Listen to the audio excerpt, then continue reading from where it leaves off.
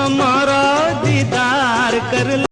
हेमा मालिनी की बात चल रही है। हेमा मालिनी तो देश की बहुत बड़ी नेता है बीजेपी की, और देश हित के लिए उन्होंने बहुत सारे काम किए, मनोरंजन किया लोगों का। सिर्फ फिल्मों के माध्यम से मनोरंजन नहीं किया उन्होंने, चुनाव प्रचार में आते वक्त, चुनाव में जीतने के पश्चात मथुरा के लिए बहुत काम किया उन्होंने।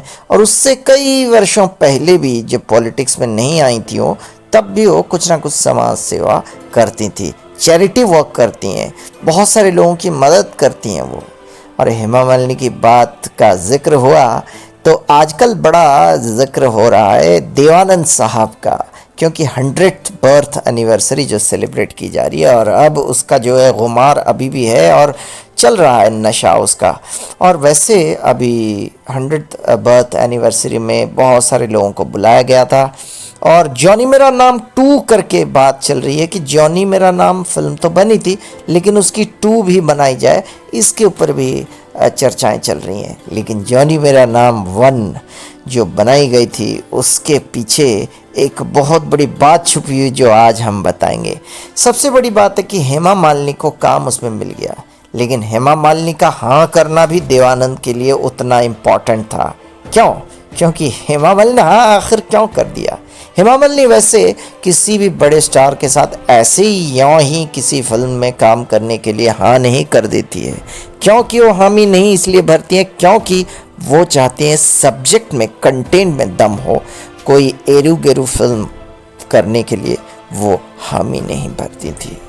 लेकिन देवानंद साहब के बड़े फैन थे हेमा मालिनी के परिवार के सदस्यगण, ख़ास तौर पे हेमा मालिनी की माता श्री बहुत बड़ी फ़ैन हुआ करती थी, और वो भी डांसर थी। हेमा मालिनी के डांस का जो प्रशिक्षण है उन्होंने प्राप्त करवाई थी, तो उन्होंने कहा कि डांस के प्रशिक्षण प्राप्त करके तुम्हें फिल्म लाइन में जाना है और अपनी किस्मत आजमानी है।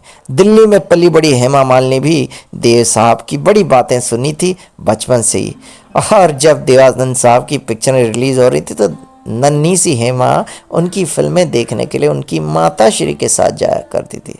जैसे ही उनको पता लगा कि जॉनी मेरा नाम उनको ऑफर हुई तो झट से देवानंद साहब का नाम सुन के गोल्डी आनंद को उन्होंने हाँ कर दिया।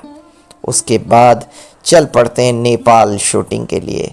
एक गाना है मेरे राजा ओ मेरे राजा, होए होए क्या गाना, कहो ये गालों के अंगारे किसके लिए है, कहो कहो। इसमें नेपाल के ऊपर एक जो पहाड़ी के ऊपर जो ट्रेन चलती है, वो ट्रेन में एक वायर है, केबल है, उसके ऊपर वो ट्रेन चलती है, स्लाइडिंग ट्रेन बोलते हैं उसको। और उसमें हेमा मालिनी और देवानंद बैठ के शूटिंग करने के लिए तैयार होते हैं।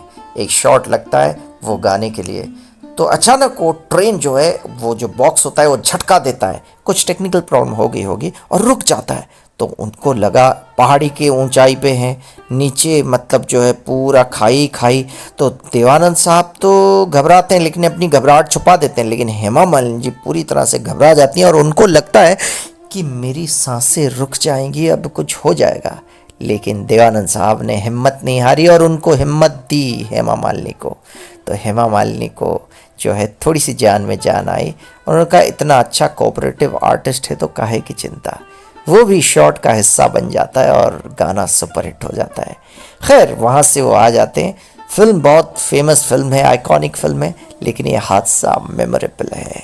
जॉनी मेरा नाम film 1970 digital radio YouTube channel.